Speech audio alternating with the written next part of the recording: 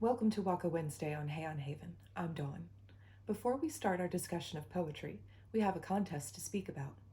Earlier this month, I announced the publication of my first book of poetry, The Path, 21 Tanka. In celebration, I offered a small contest to receive a signed copy. I said I was going to pick one comment at random, but I'm going to amend that. I've decided that the three lovely people who made comments will each receive the slim volume I'm so proud of. I am so grateful to each of you for your support of this book. Thank you.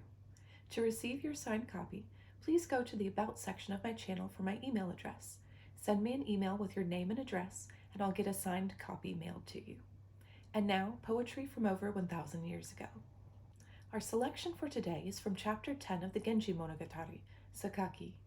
But this time, our poem is not written by Murasaki Shikibu. A particular poetic reference caught my eye, and I wanted to explore it further. Let's set the stage. Genji has decided he must take a religious retreat to a temple north of the capital to save face at court as gossip about his idleness grew louder. This retreat is also to observe the autumn foliage. As an aside, pilgrimages of this sort, or visits to temples and shrines, often occurred in the autumn.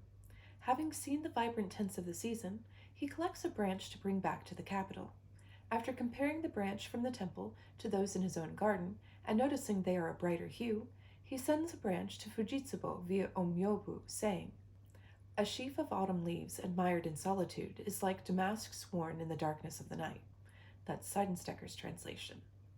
This reference is to a waka from the Kokinshu, or the Kokinwakashu, an anthology of poetry compiled at imperial request and finished around 915, almost 100 years before Murasaki Shikibu wrote Genji and around the time that she set her story.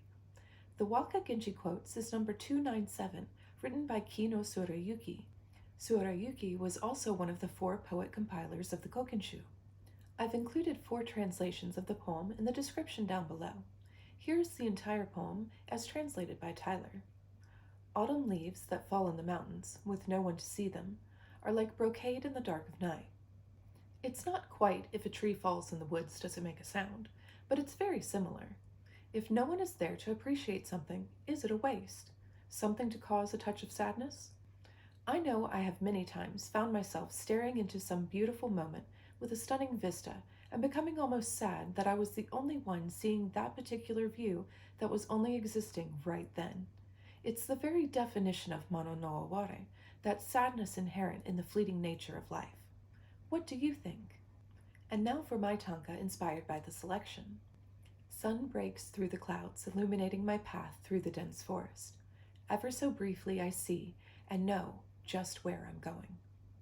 What has inspired you this week? Share your poem in the comments below. I do so enjoy reading them. Thank you for watching.